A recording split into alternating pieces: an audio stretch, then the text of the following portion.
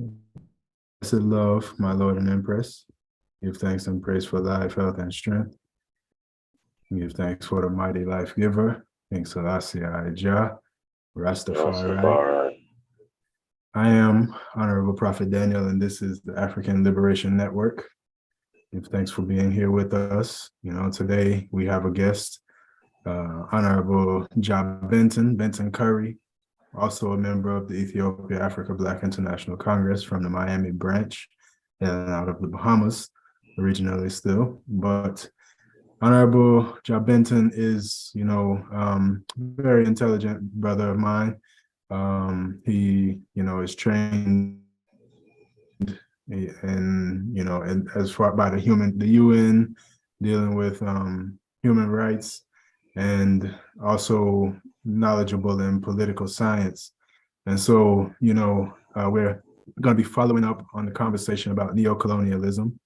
But before we get into that, today is December the 10th, which is National or International Human Rights Day, which is declared by the UN, the United Nations. So yeah, I would like to, ask the honorable brother, what significance is the UN Human Rights Day to us Black people? And, what does it really mean to us? Is it something we should acknowledge and celebrate? If so, why and what about it? Just anything you want to share about that aspect, my Lord. Blessed love, my Lord. Blessed love, King. All the joy and spare a moment. Thanks for the program. But yeah, Human Rights Day is significant.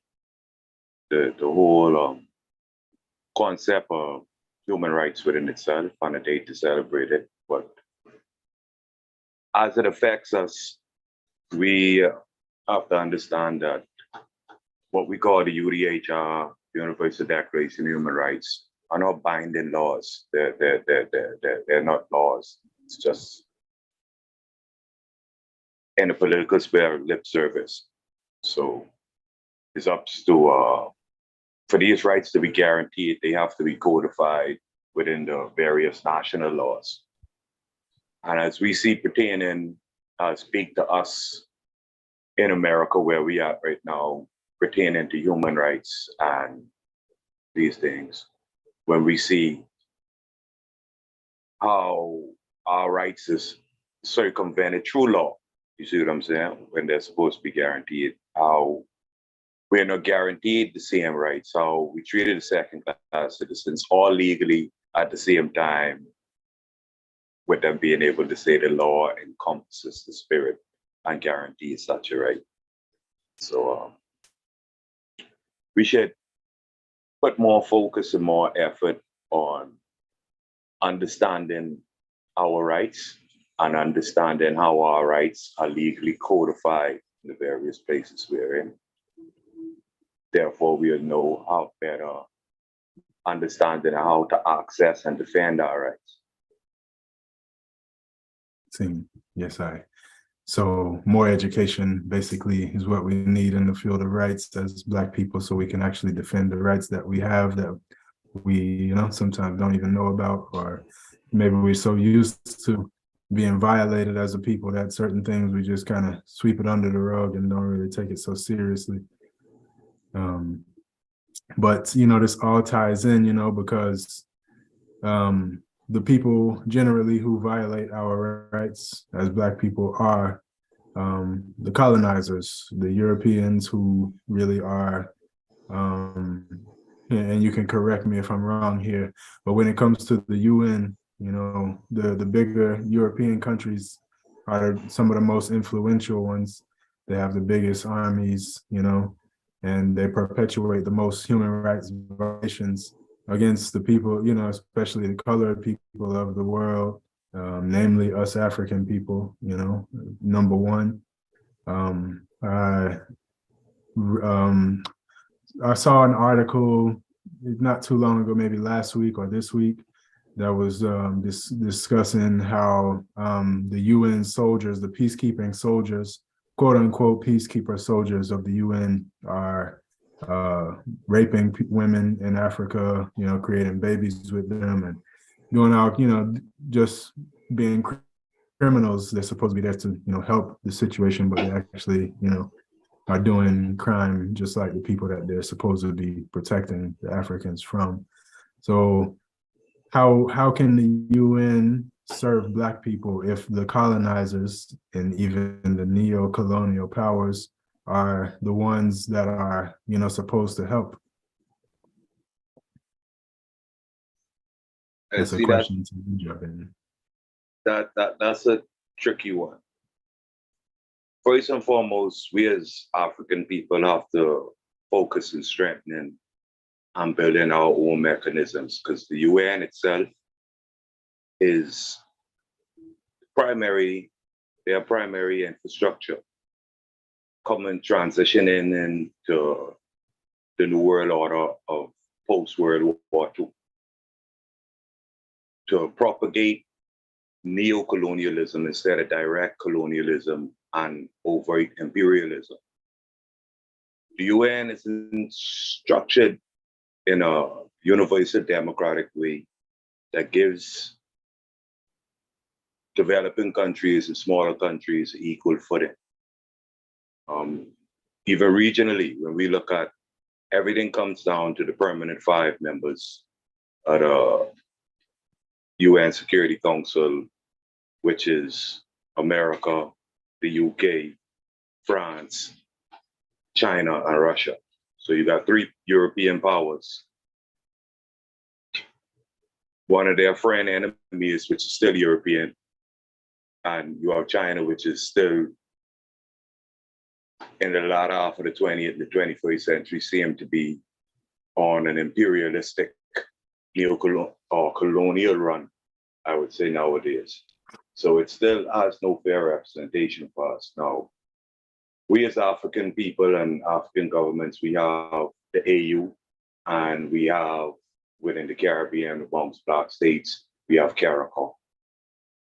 Within these organizations and institutions, they have conflict resolution and peace architecture built in and mechanisms.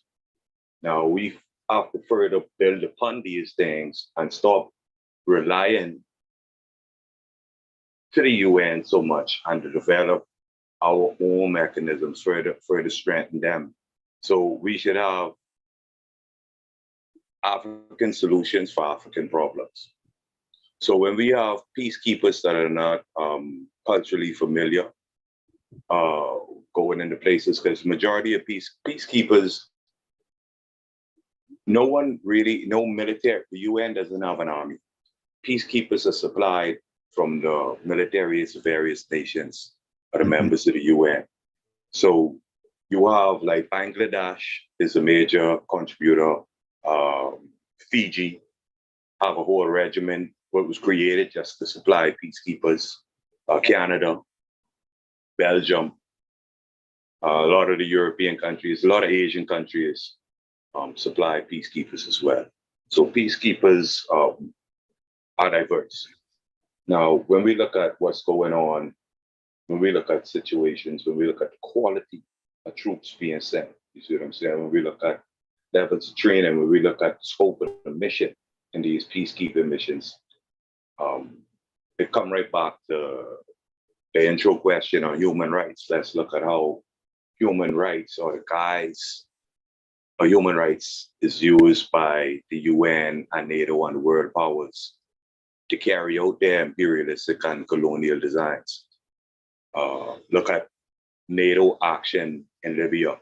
Look at the UN action in Yugoslavia, where NATO action is all sponsored by the UN, and Yugoslavia and the first Gulf War and Iraq, all throughout Africa. Look at Somalia. Look at the mission in Darfur. Look at the mission in the Congo. You see what I'm saying? Look at the mission in Rwanda during the time of the genocide. They use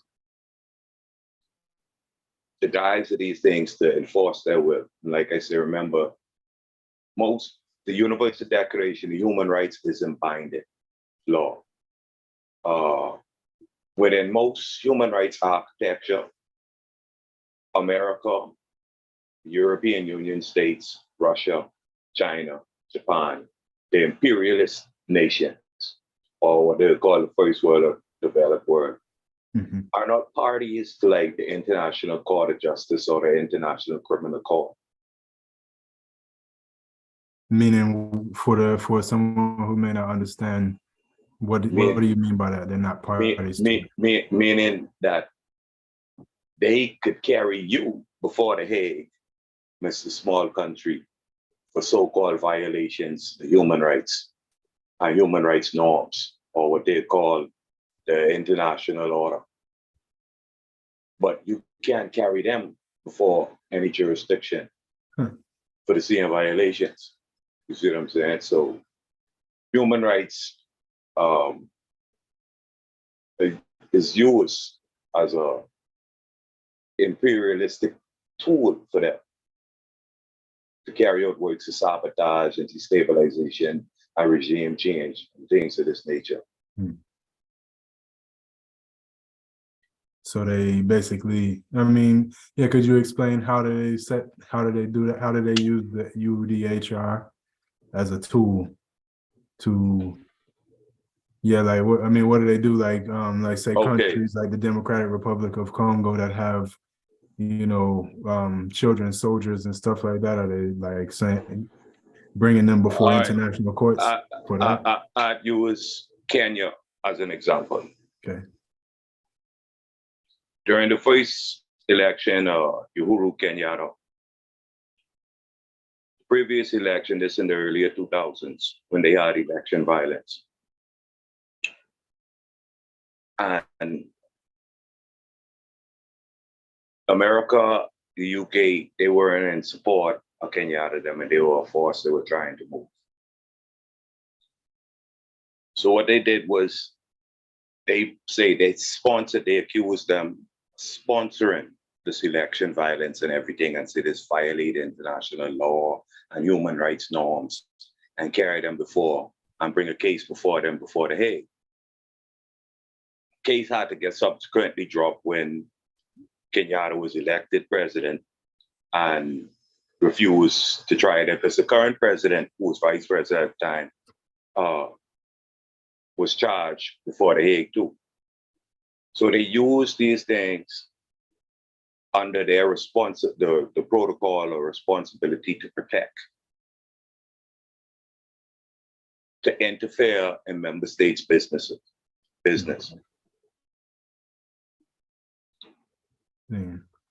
Yes, I will. What can the average person do? You know, like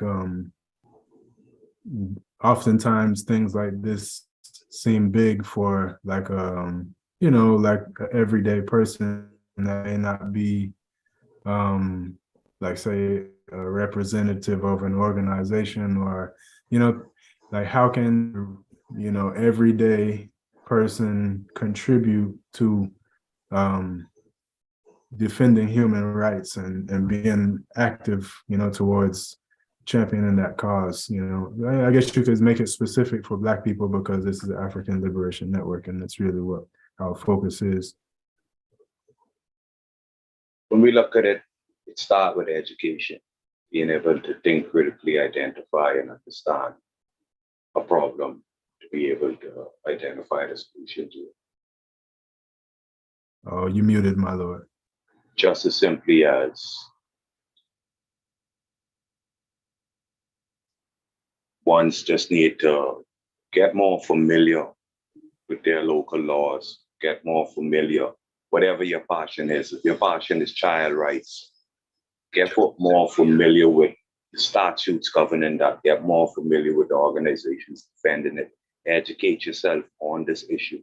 And through that education, you will be able to identify strategies and solutions to employ to be active within that. And why is it important for people? Like, you know, I think most people probably feel like they don't have like they can't have any impact on such big things because the world's so big and a lot of these things are far from them, you know. But why is it important? And if so, why, for like the average, you know, everyday person to try and be involved in these type of, this type of activism, if you will, or, to show that level of care. And it's only people that can do it, Right. And if somebody don't take a stand, nothing will happen. It's just some things, ain't no man is island, You look at a task, you won't build a house. I wouldn't say it's impossible, but it's not implorable that you're going to do it. See what I'm saying? By yourself. Okay. So you got to see where unity is strength. And unity don't have to come with uniformity. But you have to be unified on issues. You got to be able to link up with others. You got to be able to give of yourself, You expect somebody else to give. Right. Because, a lot of these human rights violations, nobody would want to be the one being violated, and feel like there's nobody out there that can help and nobody cares. And, you're kind of just at the mercy of big like governments or corporations, et cetera, that take advantage of people and mistreat them. So, I mean, it's like simple things, people sharing information, like sharing video, sharing clips, sharing stuff online. That's doing a good service. That's putting the word out. That's putting it out there. That's helping in the form of education and enlightening people to it. So the least you could do, like I say, and I encourage ones to get active. Wouldn't prescribe a form of activism to anyone. I just tell anybody if they have a passion for something, exercise it how they see fit. See what they say. Get at that level. I wouldn't tell you, well, go there and hold a placard and be a protester. That mightn't be your vein. You might be more eloquent starting a letter writing campaign. You might want to carry it to a more revolutionary level, all depends on that issue. So I just encourage everybody to just get involved. Yes, sir. Just do something. Yes, I give thanks. There's a lot of current events, human rights violations, like in Iran. They've executed one person already. They're protesting, and others have been arrested and are facing execution because of the protesting. And it was some other China people are protesting against they might lock down again. They want to lock down. The government wants to have a lockdown because of COVID-19 is not going away, and it looks like it's getting worse. And so the people are out fighting against that. So these type of situations, it's not like just Africa. It's not just Black people. It happens to people all over the world, from all different countries. And, ultimately nobody wants to have their rights violated, and we need to be supportive of people who are in these positions because, just because, like, say, for instance, Iran is like when it comes to America and these other countries, the governments are at odds with each other, but the people are just people and they have rights, and they should be, I think that everybody who is free should rally, to make sure that no people on earth are having their rights violated, because if anybody's not free, then that means there's no freedom and there's no justice. So, I would say that everybody should always be aware of these things, and if, like you said, find some type of way to get involved and do something to help people, and help them to stand, because your rights are your rights. No governments are supposed to be working for the people, not against the people, and not more powerful than the people. Most natural. Yeah. But look at it like this. What are rights, right? Mm-hmm. When we use an example like situation in Iran, right? And when we look at repression in China and situation. So it come back to what are rights.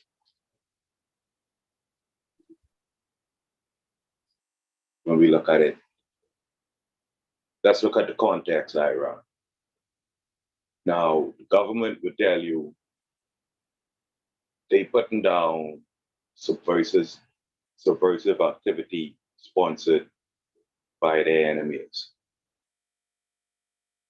And I think there could be reason to believe the pot getting stirred by external influence, just like you see did happen in Ukraine in 2014. So let's look at what's going on in the context of neocolonialism and colonialism, where you have this subtle form or regime change that they played out in the Arab world during the so-called Arab Spring, where the people were pushed out to push out, and then they come in and take control of everything. Now, in defense of your sovereignty, how do you defend it without abusing so-called rights?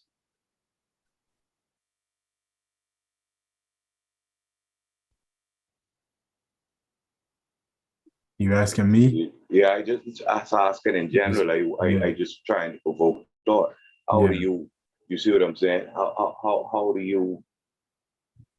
So we have to take everything situational and within the context, the total context, holistically look at these issues and these situations.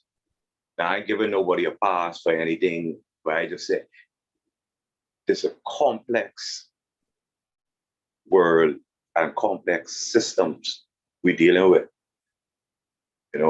Everything ain't gonna just be either or either, or yes or no, or right and wrong. You see what I'm saying? Mm-hmm. So when we look at His Majesty, right, who's a big sponsor of human rights, defender of human rights. But let us look at when Eritrea was federated with Ethiopia, some of the moves that were made to quell rebellion. You see what I'm saying? Mm-hmm. These said people could say they was being this and being that and the next. You see what I'm saying? Was it justified? Were their human rights being abused? Or was the state protecting itself? Yes. See what I'm saying? Yes, sir. So we gotta start to look at things more in totality of context. You see what I'm saying? Mm-hmm. Because within human rights, it ain't so black and white, Truly, yes, I. So with the situation in China, for instance, where the people are against the lockdown and the government wants the lockdown, like for me personally, when they had the lockdown here in America, a couple of years ago, I personally, at this point, I feel like if the lockdown was more effective, like if it lasted longer and people actually obeyed it more, they might have been able to keep the numbers down a lot more. And I think it would have been better overall, sacrifice a little time having to stay at home over, rushing to go, do, regular stuff that people are used to doing for the sake of this COVID virus to actually go away. If the whole world kind of was on the same page, or at least everywhere where it was like big. So would you say that the Chinese government is violating people's rights? Because it's kind of the same, it's not the same, but it's kind of the same, like a similar situation where maybe the government might actually have the people's best interests at heart. So should the people, their desire be respected, that they don't want a lockdown? This is a particular case but I'm speaking kind of generally in this type of situation. Are the people right, or is the government right?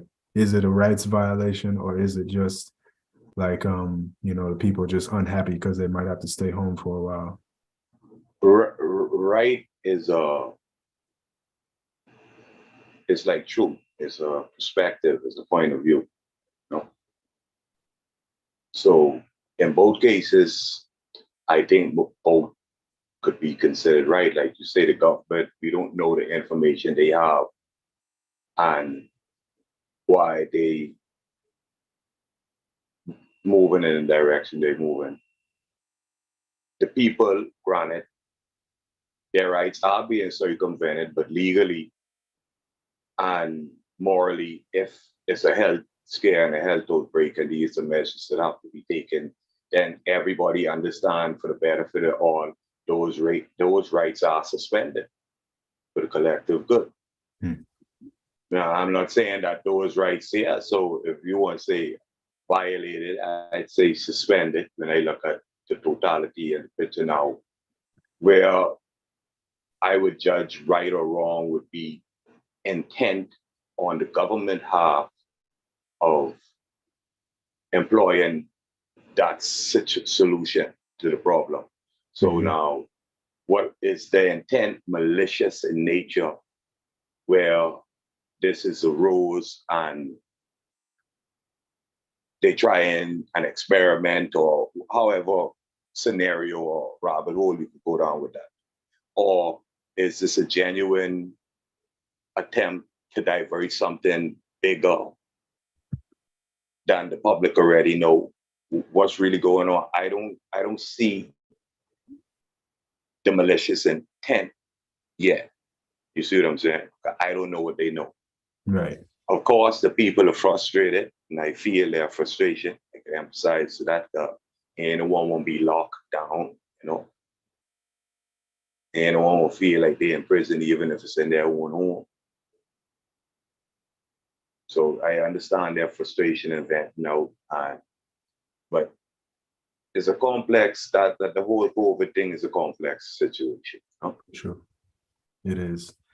Just trying to, give some context, because sometimes people feel like their rights are being violated. Yeah, but when the government does things, and sometimes the government actually does have people's best or the country's best interests in mind. Sometimes they don't, and that's definitely clear and true sometimes. But that's why I say I judge situations like that on the intent of the accused. Yes, well, all right, give thanks. That was just a little kind of acknowledging the fact that it's Human Rights Day. I wanted to spend a little moment focusing on, human rights and what does it mean, etc. But the real reason we're here is to continue the conversation about neocolonialism. And, as I announced the last, when I did the live stream on Wednesday, I want to say, I think it was Wednesday, might have been Thursday. Either way, when I announced that we would follow up and break it down into the 9 areas of human activity, the first one being economics. Now, being that the AI, Benton, is a political, you are knowledgeable in political science and a lot of world history, specifically, I'm sure, dealing with African history, and our struggle for freedom and for our rights to be respected, and those type of things. Like, let's go back in time first, and we'll make our way to the present moment. So I don't need to define what neocolonialism, because I did already. Anybody who's viewing this right now could, if you don't know what it is, or if you want to get a definition that will help you to understand the conversation, you could watch the video that I shared the other day called Neocolonialism Intro and Overview. I pretty much gave a synopsis of what neocolonialism is and how it works. Now, in the economic realm, economics being, not just money, but all of the resources of a country, how they're used, that being time, human resources, natural resources, everything that the people do, is toward their economics. So if time is being wasted, they're wasting, they're not being productive. That's going to affect their finances, their economics. So now going back in time, after the African countries gained independence from the colonizers in the mid 19th or the mid 20th century, the 1900s, after they were free, what kind of economic impact did the now neocolonial countries have on Africa?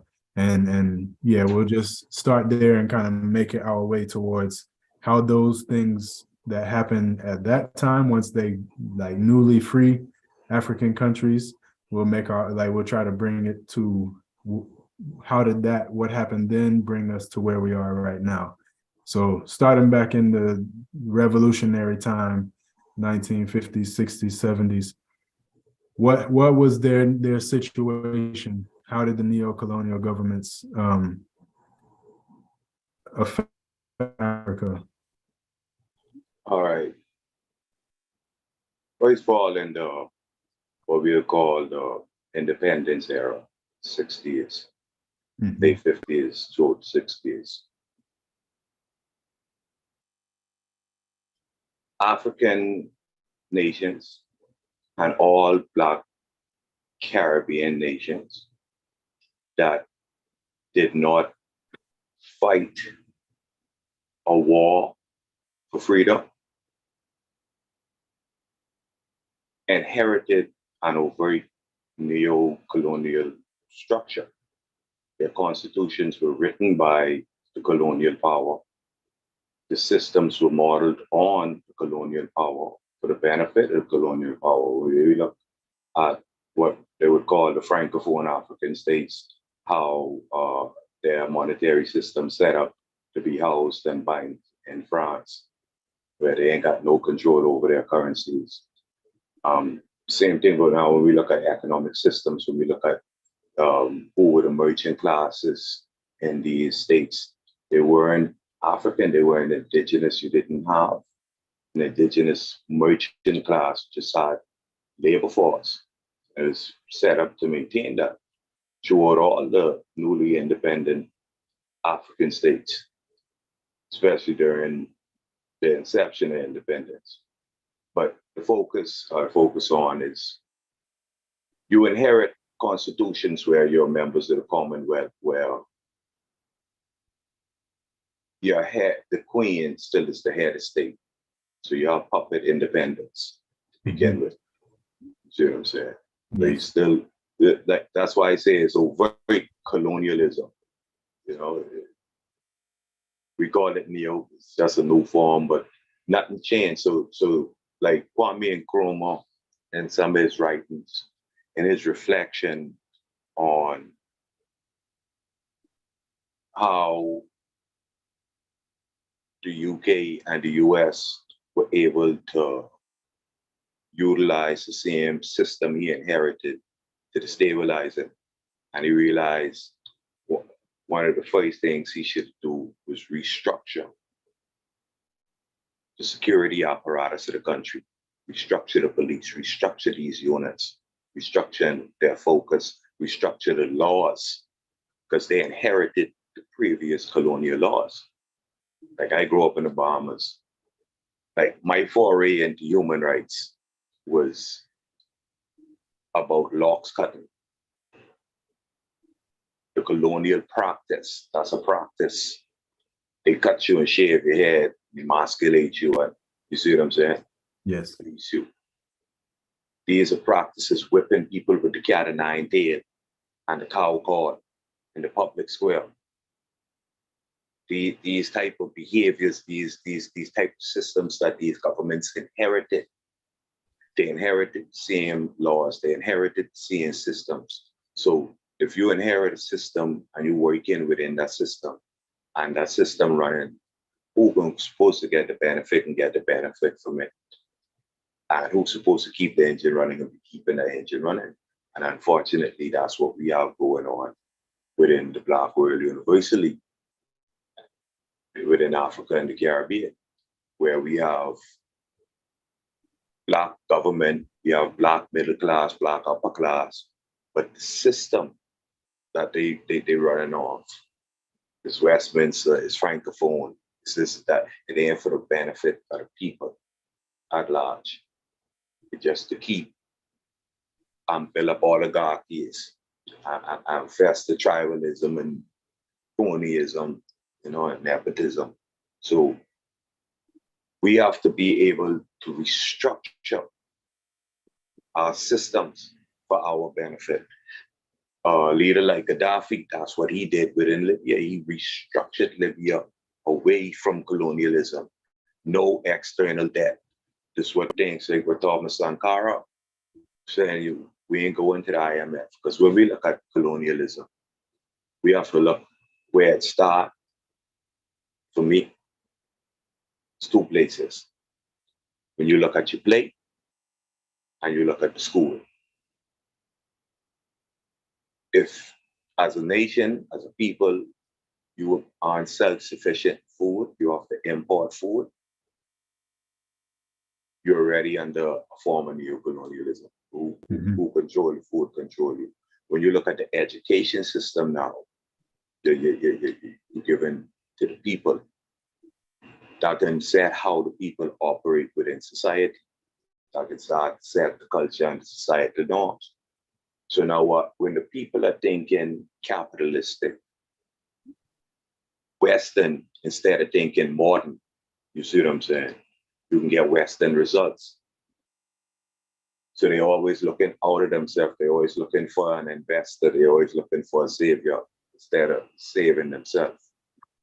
So, pardon me, before, like, all right. So economically now, when these new countries, because when they became independent, what type of economic situations were they, like, you know, generally were they facing? I know it's going to be different from country to country, but I think it's probably pretty similar across the board, especially for sub-Saharan Africa.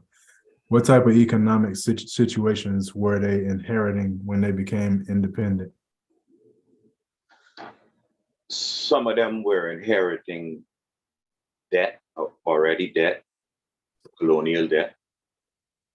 So they owed the people that have been exploiting their country for a few decades, centuries, I guess. Right, some of them already start at the bottom. They start in the red, you know. Kind of like Haiti. Most like when we look at, I'm more familiar with the British systems. So when we look at like Ghana, it's basically cocoa. See what I'm saying? Mm-hmm. Gold. And it's just mining, just nothing is refined. So you're just a producer of raw minerals. So that's what the economy basically was surrounded on. You know? So now in order to develop, and since you only on the raw end, you ain't producing that, you're making the lowest amount of money and getting exploited the most. So what does that mean for the general public then? That means for the general public, the economy isn't diversified and you're already getting put underhand. You already underhanded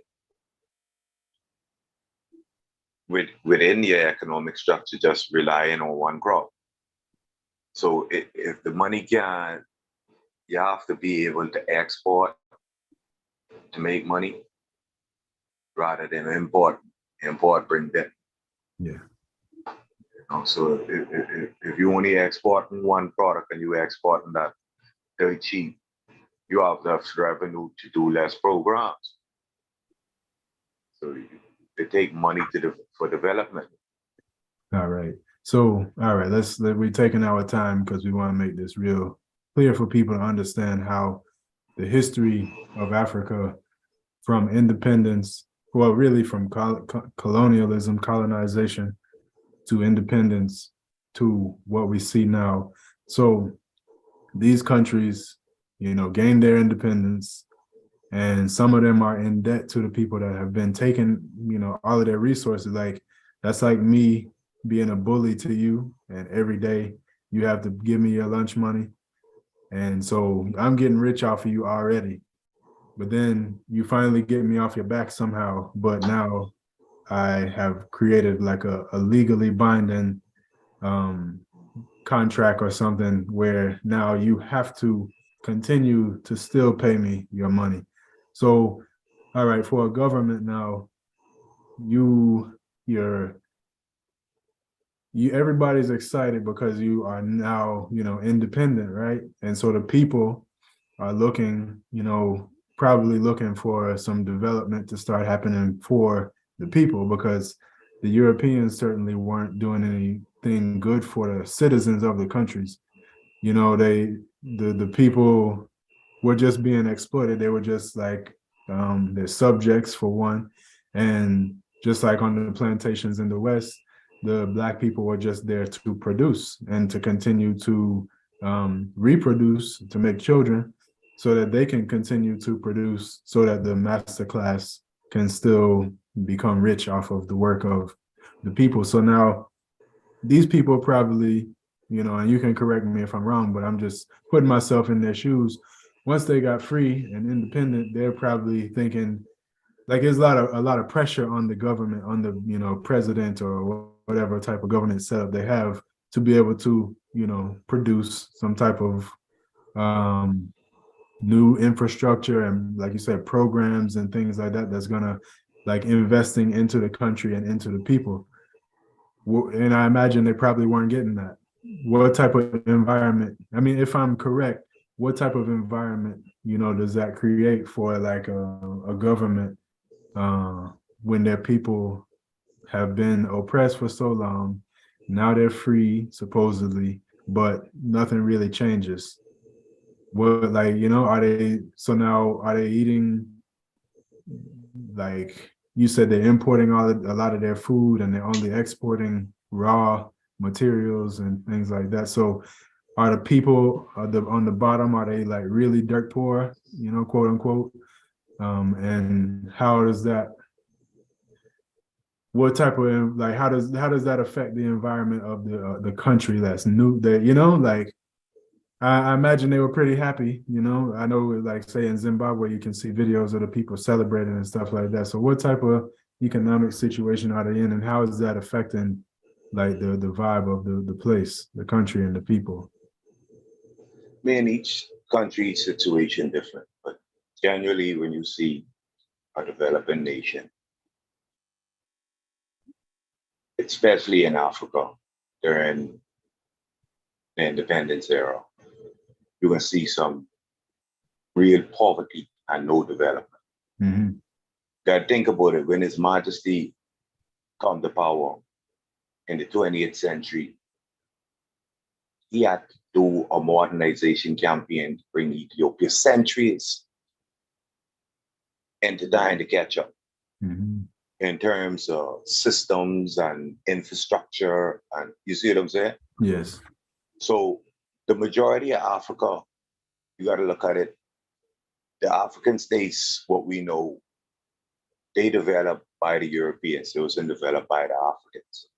So the development of the infrastructure was around where the European was at and facilitated. So if the city was by the port and the goal was in the mountain, you can have a railway but running that way and infrastructure going out to meet it. You see what I'm saying?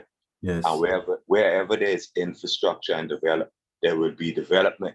People will be able to benefit from it. So if a road there, people gonna need fuel, people gonna need food, people gonna eventually need house. You see what I'm saying? Yes. Wherever there's development and infrastructure, there's general development. So when you don't have no infrastructure and you have to develop infrastructure, it's hard for, see, this is where political education of people is so important, civic education for people. like in Bahamas where I'm from, forget the politician name, but during independence, he was given a speech in Parliament, let them know that we could go about this thing two ways. If we want the office with the air condition right now, we could deal with what before us, what these people offering us. But if we want, but we ain't gonna own nothing. You see what I'm saying? Yes. So we can have the fanciest things, but we ain't gonna own none of these hotels. We ain't gonna own none of this development. But on the table, he say, "Oh, we could wait 10 years to get the office with the air conditioning and build this thing up ourselves." Hmm. So that's basically the choice governments set with in terms of developing. So if you want to develop quick and rapid, you got to deal with external debt and external forces. If you don't have the wherewithal to do it and the capacity to do it yourself. Now, the people have to be, let's look at a society like Cuba, right? Surrounded right here in the West by all the luxuries of the West, 90 miles from Key West, big Cuban pocket. So all the amenities and the luxuries, right? And of America so close, Canada right there and everything else. But the system's still standing and you got people that still support the system. You see what I'm saying? Even though you hear about this, that, the next, and whatever the press be saying over here about it, right? But system able to stand because the people are politically educated. You see what I'm saying? So they understand that it ain't that we poor. We understand it's a set of people that keeping us poor. You see what I'm saying? Yes. And we ain't bowing out to that. So it's how the people think. So when you look at a lot of independence movements, like I say, those that come from the revolution, that come through a revolutionary process have a different dynamic when you look at like Angola, Zimbabwe, even though Zimbabwe is like a quasi because it was an agreement with, but it's still hard fighting to bring it to that. When you look at more places like Ghana, Nigeria, Congo, where basically these constitutions were written down and agreements made. You see what I'm saying? Mm-hmm. In case, all right, let's look at Zimbabwe. When Zimbabwe got independence, in the Lancaster House Agreement, Zimbabwe is a major agriculture giant. All the farmland owned by the whites.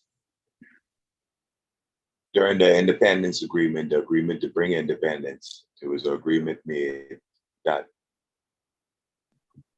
the indigenous government can't address land redistribution until 20 years after independence.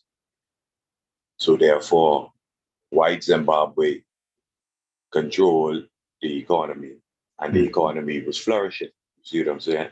Okay. It's 1980 to 2000, 20 years, right? More, right?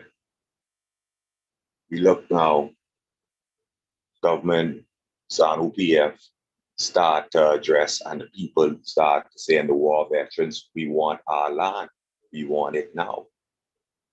Start to deal with it, right? The UK and the US and Afrikaners in South Africa start sponsoring Sangrai and the opposition, man them and fostering problems. But as soon as the land start to get redistributed, sanctions get employed, and they wreck the economy through economic sanctions and embargoes, and then make it look like the government wicked. Huh. So these were the economic situations African governments were predominantly faced with. Yes, I. Now, that, you know, that synopsis that you gave really gives us insight, because it's like, all right, these countries went from being colonized, and we generally know how that went. And this, I mean, I think this goes for the Caribbean too, but mostly for Africa, I want to say, because, all right, from the 60s and 70s up until kind of recently, they used to always show these pictures, like videos of African children starving and trying to raise funds and things for poor Africans. And, you know, people will say, well, you know, their governments are like, you have people like in Congo, Mobutu, but I'm sure there's other ones that were similar to him who were wealthy, you know, they were dictators, they were wealthy for themselves, but the general population was like really suffering really bad. So African countries went through a long period of a disconnect between the government and the people. And that that that um that imagery that the neocolonialists created of Africa is what they showed to us in the West, what made us not want to, you know, move to Africa, not want to be associated with Africa, and to like make fun of Ethiopians and different things, like the the view that it shaped our view, Black people in the West, of Africa. And you also, this creates a lot of immigration, you know, when people, there's no infrastructure in their homeland, and, you know, their government isn't able to, they're tied generally, like the governments don't have much choices because they don't have the money for themselves. They are not making any money because a lot of times they have these agreements that, you know, with the colonial country that was over them, you know, is still over them. So they still have to be giving them deals, and, you know, sometimes even paying them. So it really gives them no choice, really. They can't do anything for their people, basically. And so they're watching their people suffer. And we're over here in the West watching how that's happening. And we, you know, some people care and want to do something, but a lot of Black people really just didn't want anything to do with Africa, right? Because, you know, it's a timeline, and when you can understand how things happen, you can see why it is the way it is right now, and why it's such a need for us to understand how neocolonialism really works. Because if you just didn't know anything and you looked at it, you would say these African leaders are taking advantage of their people, and, you know, have them living in destitute poverty while they have a big house for themselves. And, you know, why aren't they able to do what other countries have done? Like like India is not poor like that. I mean, yeah, they have a lot of poverty for sure, but industry wise, they are developing, you know, whereas a lot of the African countries are not developing to the same degree, you know, being that they kind of gained independence around the same time period, you know, the mid 1900s. All right. I'm glad you bring it there. When we look at India's development, China's development, and Africa, sub-Saharan Africa on the whole, Africa on the whole learned independence in terms of development, right? We could say they was basically on par with one another, let's say 1960, right? Mm-hmm. Now, the Indians benefited by being brought in all over the British Commonwealth, so all throughout Africa as the new merchant class. See what I'm saying? Mm-hmm.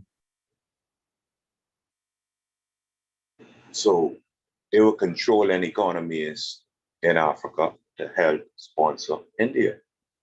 India had a foothold, a global reach in terms of remittances and universal assistance by themselves for their development.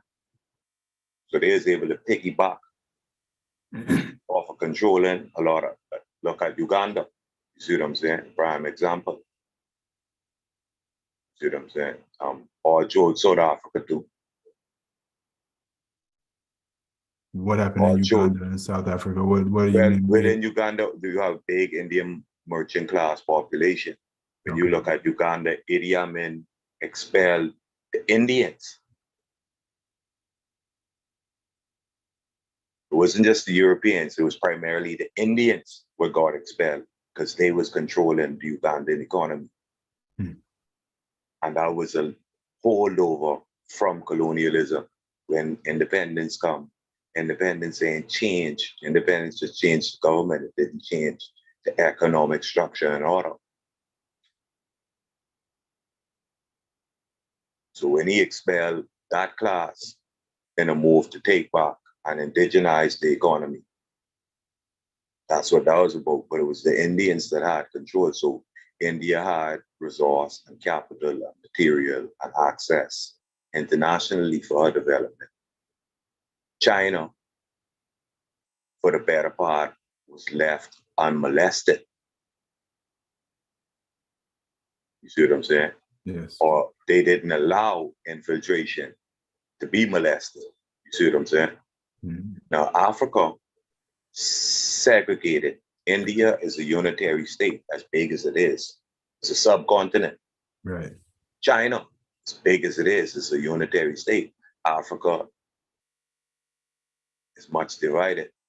Well, It ain't one single unitary state. You see what I'm saying? then that was, correct me if I'm wrong here, but that was done by the same colonialists, right? They made the border. Right. They, created these divisions so they could, divide and rule. That's their main tactic. But, not to cut you off still, but just wanted to make that clear, that it's not because Africans or Africa was just already like that. No, they create that.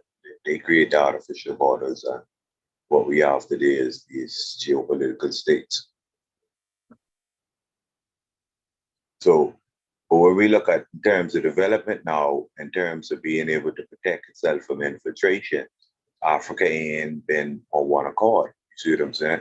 Right. So when Libya could say, hey, no foreign military base, no flyover, no nothing.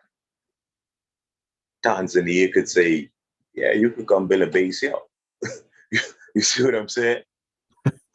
Yeah. It ain't one foreign policy, so you ain't never safe because your neighbor and you're all independent. You're all independent. You see what I'm saying? Yes. On one another. You're all independent. You're moving independent on one another instead of moving dependent with each other. So now His Majesty established the OAU around the same time period because I'm sure he could foresee the way that the Europeans divide and conquer, and like what you just being that China, even though it's huge and has a lot of people, India is huge, has a lot of people, they're not divided. His Majesty created the OAU. He's called the Father of African Unity, and he understood the assignment, if you will, like how they say now, but to avoid that level of division, which makes it easier for the colonial powers to continue to exploit African countries. But even with the OAU, being that these countries are all still bound in one way or another to the European countries that had colonized them, is like, even though we say in all of this unity stuff, they still are controlling, everything, because like, all right, if these countries are getting aid from things like US aid and whatever other types of aid programs that they have from European people to African people, if you go against the program, if you're an African leader and you decide you want to go against the program, one, they'll take you out, they'll kill you, they'll have you killed by probably another Black person, and two, they'll take away, they can threat to take away the aid that they're giving you and shut down, everything, so that then your people are going to turn against you. The government, the people are going to turn against you because you're the one who they see that's, quote unquote, depriving them of the things that they used to get. So it makes it really, in my opinion, it seems like it would make it really hard for a government. Like, think of the government as the father, for the father to have any power, any respect from his children, the people of the country, when everything that he, quote unquote, has comes from outside of himself. So it's like he really doesn't have any backbone, the governments didn't have it. So even though His Majesty organized it, and even his words to the OAU, really his address when he accepted the presidency of the OAU, it really laid it out that unity. That's the speech where he said unity is the accepted goal. But there can only be so much unity when the colonizers are still dividing and rule. They still have it divided, and they still rule because they're the ones supplying the little bit the crumbs that you're getting. So they put everybody in a tight spot, and everybody is even more divided. The people are against the government. The people don't like their country. They want to go somewhere else. You hear African people speak the worst about Idi Amin and people like Robert Mugabe and Gaddafi and things like that, because and even His Majesty Emperor Haile Selassie the First, a lot of African people really don't like him and say he was, he made them people suffer and when they had the famine and all of that stuff. So it's like the neocolonialism using economics as a tool to keep Africa, using their influence on African economics. They use that as a tool, along with the division that they created by making borders, to keep these African countries very weak. Am I right in saying that? Yeah, you're right in saying it. Put it like this. Neocolonialism is an economic structure, it's economic order. The whole foundation is economic benefit for them. Keep their engine running. Now, everything runs through systems, and these have different societal effects. See what I'm saying? Now, as a people trying to assert sovereignty, like I say, if the people ain't educated to understand and identify the root causes of what's going on and understand the system of the world, understand the system of politics, then the nation itself can struggle. Everybody want development, and everybody can cry out, and everybody can feel repressed. Like you said, they can point the finger to the person right there.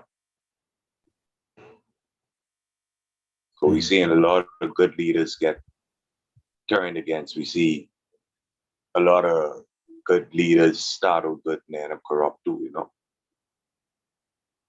Power corrupts, and avoiding that. Mm-hmm. But in terms of when we look at nations, right? Nation states, geopolitical entities.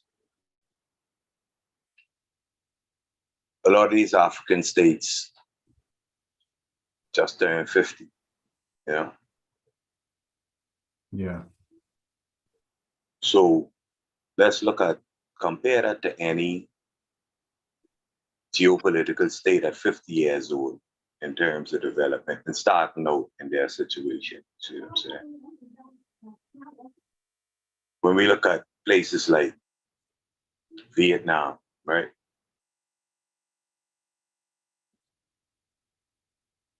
Look at their development post-war, right? Compared to that African states. See what I'm saying? Yeah. Look at the capacity, the Asian states, Singapore. Look at how when they achieve so-called independence, and a lot of like Koreans that where Japan did conquer in World War II and everything, when they so-called got free up and come out of UN trusteeship, and a lot of them get independence. And look at how what they were able to do, what a lot of African, Caribbean, and Latin American and newly independent states were able to do was develop capacity, industrial capacity, where they develop a manufacturing class, not just a market class, where they could produce goods and services. They could refine, you know. Africa still lacked capacity to refine all the minerals and resources that needed. And the system set up intentionally that way. That you get diamonds in Africa, you send them to India, Pakistan, and Israel, Lebanon, to get cut and polished, and send them to Switzerland to get sold and distribute. You see what I'm saying? Mm-hmm. So the system's set up now where why Africa don't have the capacity to cut diamonds and polish and push out the fine product. You see what I'm saying? Yeah. Why the bears who were in Africa and developed the thing there. You see what I'm saying? Yes, I. Because that develops the state. And that don't develop them. You see what I'm saying? So yeah. So we now gotta go ahead. Go ahead. No, you go ahead. I was just gonna say, so I mean, it's just like when we look at the bigger picture, you can understand how things got to be the way they are currently, you know, but there's still a lot in between there that you can't discuss it all in one conversation, but it just gives you the listener, like an overview of how economics has been a tool of the like, not just economics, but the way they manipulate the economics of African countries and even the Caribbean is a major tool that they use to keep the countries unstable, underdeveloped, and unable to develop the proper capacity to have the infrastructure that they would need to be on an even level with quote unquote first world countries, like, you know, the countries, the colonizer countries, basically UK, France, Germany, etc. You know, the ones that make the cars, they have nice roads, they have nice hospitals, all of the things that African countries are really just now, some of them just now starting to get, and most of them don't have them on a major scale. They're just now emerging, but when we can understand the overview and the timeline, the history, then we can, and like you said, these countries are really young countries too. So for Black people now in the West and in Africa, is we had to have some understanding, because when we look at all of what we just discussed, we can understand that, all right, there's still a lot of room to grow, but in the time that things have been kind of working somewhat in our favor, we're just now kind of emerging. It really hasn't been that long.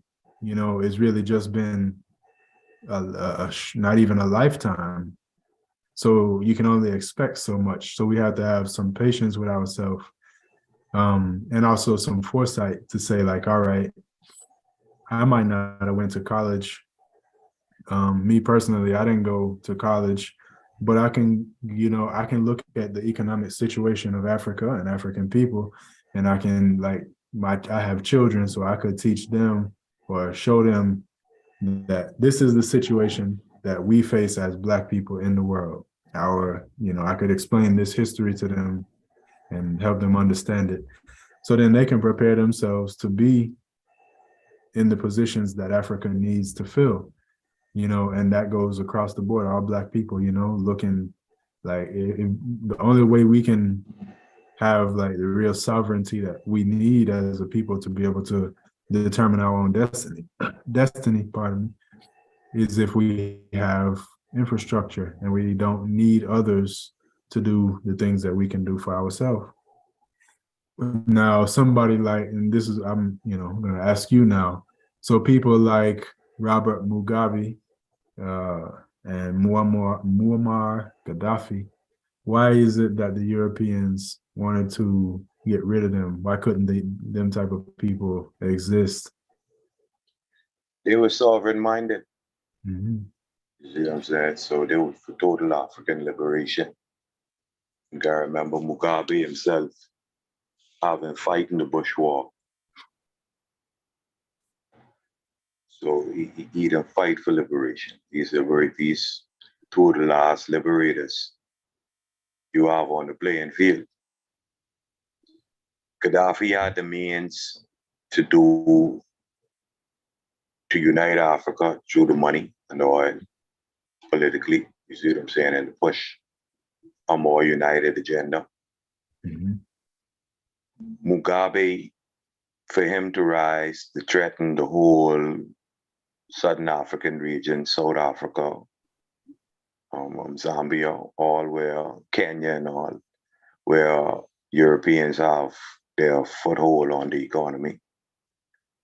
So you have to take them out. They're making the most noise. They're the two alphas in the room, you know? They carrying the most current. So automatically they're gonna be the target. But Gaddafi was too revolutionary for them. He would turn the world economic order upside down. A lot of what you see they talking with Putin, trying to talk with, borrowed from Gaddafi. That's the strategies of Gaddafi. We're trying to eliminate the US petrodollar. See now, when we look at Mugabe, same time, the sanctions wreck the economy. But the man for African liberation, he supporting land redistribution. So if it getting done in Zimbabwe, automatically it have to be done in South Africa next door. You see what I'm saying? Yes. So these major threats to the system. What can we do now? Like, all right, for the diaspora and African people, young people, mostly we're talking about here. What can we do to kind of, I would say, neutralize neocolonialism, as far as Africa is concerned? How can we get on the other end of this thing and turn it around to where we're no longer third world countries? Well, like with, realistically speaking, what can be done? it take, like I said, start with education, getting awareness of the systems and the world we live in. When we get that education, then we could do many things. But for us, what we could do and what I advocate to do is wherever we are, we build our communities ourselves. We start to get involved in our local politics. So if we're in the Caribbean, we got to control where we are. We can't, like Mugabe even to say, we can't just give away the resources we have, what we inherit in this part too. We got to understand the world global. So we got to be able to make the connection. So we got to develop more trade with one another. We got to be able to reverse some of this brain drain by exchanging expertise. So we got to start carrying a lot of our engineers, our doctors, our scientists, channeling them more towards work in Africa and vice versa. We got to interface with one another more. We got to develop trade. We got to develop and push policies of indigenization of economies. Where if it's a business owned, it got to be owned by the citizen. You see what I'm saying? Yes. where we own our economies, where we take back our economies. And that's a gradual process, but it's a process that started in certain aspects. But we need to push more and more and deal with terms of development. Marcus Garvey, as you know, as a member of UNIA, Marcus Garvey started buying ships I mean, Marcus Garvey was way ahead of his time, so to speak, because, you know, a lot of stuff he was doing then is still things that we really could just not even have to recreate the wheel and just do it today. Because is there any industry out there where, or anything really, not even just industry, but is there anything out there that Black people from start to finish, all of the money is staying in Black hands? Like, you know, with trade and stuff like that. How can you trade without making other races richer? Is there any way that we can, you know, do it and keep the money in our own community? You know, like say t-shirts and things like that. If you make t-shirts, the fabric comes from somewhere else. Generally, you know, yes, there's Africans who make textile, like actually make fabric, but it's generally not like t-shirt type of stuff. It's usually like traditional, kind of like mud cloth and things like that, you know, like in Ethiopia, they make the shawls but what is it that we can do? And if there, like, I don't know, some complex question. I'm just trying to see, like, on a practical level, like, what can we do amongst ourselves? And if we can't start out with it all in our keeping money in Black hands, how can we get there? You know? All right. Let's look at community level, right? On a larger scale. Let's just say the government of Trinidad, right? Or go to Tanzania and want whatever mineral, right? Set up trade for it. Within the contract now, it's set up to now the transshipment set up between certain shippers. You keep them shippers Black. You keep them shippers part of it. Well, you see what I'm saying? So from procurement to shipment, to bring it down to the man who's selling it or utilizing it is all Black. So there's many ways you could set up trade, business to business like that. You see what I'm saying? And keep the money within your community. So we just have to learn to network better with one another and be more serious about it and be like, well, okay, I'm really trying to sponsor and put my money in my own community. Uh-huh. So it's possible. Yeah, it's possible. It's possible on a large level. It's possible on a micro level.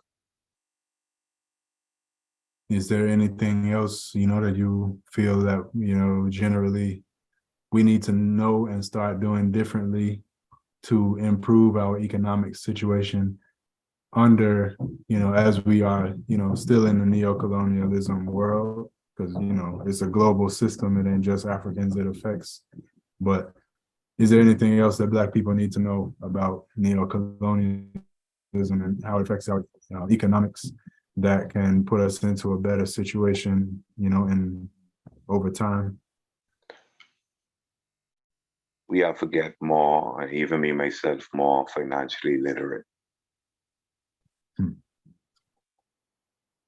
We have to study and pay attention to finances on a different level, on utilizing finances, understanding finances completely different. You have to be educated. We got to have financial intelligence. We got to put more focus and more development on that. Yes, my Lord. Well, I don't have anything, any more questions. I think we covered it pretty well. Just give, the people what I hope they would understand from this is that the poverty that we see in Africa and in other Black countries, Black majority countries, is a product of hundreds of years of exploitation, and then followed up by a fake freedom, fake independence, where the same colonizers are still leeching from the countries that we inhabit and from us as people. And so we have to be patient with ourselves and understanding of our history, so that we can know that where we are right now is not to say it's okay and we can live with it, but it's understandable because it's only been a short time since these countries have been made free.